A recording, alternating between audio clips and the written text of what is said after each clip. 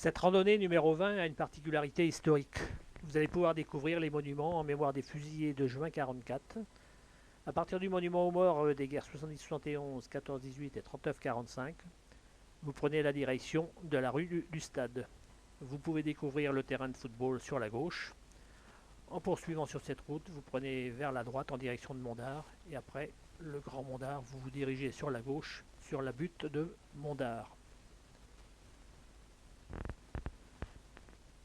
Deux tables de pique-nique sont à votre disposition.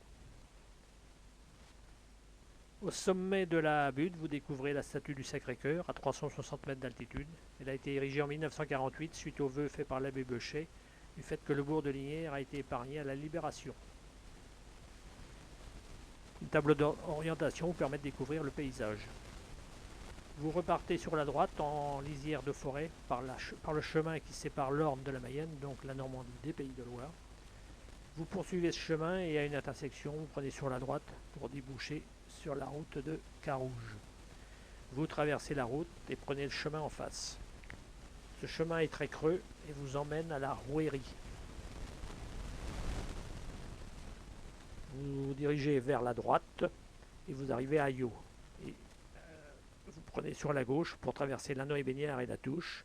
Vous traversez ensuite la départementale reliant Ciral et Lignières et poursuivez sur le chemin en face. Vous arrivez près du village du Champ-Long. Vous prenez à droite la départementale Prampaille-Lignières et aussitôt à gauche vers la Fouchardière. Vous passez devant le chemin de René. Vous poursuivez et vous prenez sur la gauche le chemin de la Gérarderie. Vous traversez le Tilleul, rivière qui se jette dans la Mayenne à Saint-Calais. Vous poursuivez le chemin vers la Gérarderie. Vous prenez sur la droite, puis vers la gauche, vous découvrez le lieu où furent fusillés le 13 juin 1944 Gustave Beaubeau, Roland Delattre, Pierre Jouan, Mathurin Legac, Eugène Richomme. Il faisait partie du maquis. Un if, près des ruines de la ferme, est toujours debout. Ensuite, vous faites demi-tour et de retour vers la Fouchardière, vous prenez à droite en direction de Lignières pour découvrir le monument érigé en reconnaissance aux 7 autres fusillés du 13 juin 1944, Marcel Cotin, François Cheminel, Robert Goujon, Paul Lanier, Auguste Leduc, René Pelé et Gilbert Zoccolini. Il faisait également partie du maquis, à l'exception de Marcel Cotin qui était cultivateur. Vous revenez vers le village de la Fouchardière et vous prenez le chemin à droite à sa sortie. Vous arrivez à la Touche-Fouillère que vous traversez et à sa sortie, vous prenez le chemin à droite.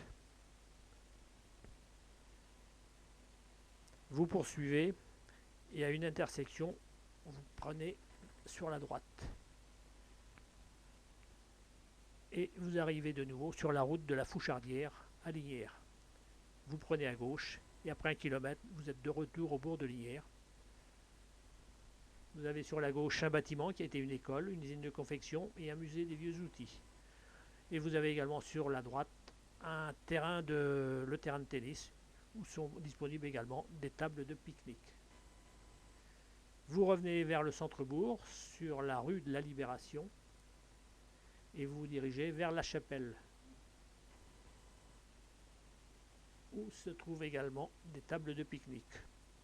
Et vous découvrez le dernier monument de cette randonnée, le Guetteur, qui a été érigé en hommage aux héros du maquis de la Gérarderie. Derrière ce monument se trouve l'école qui a été partiellement détruite en juin 1944.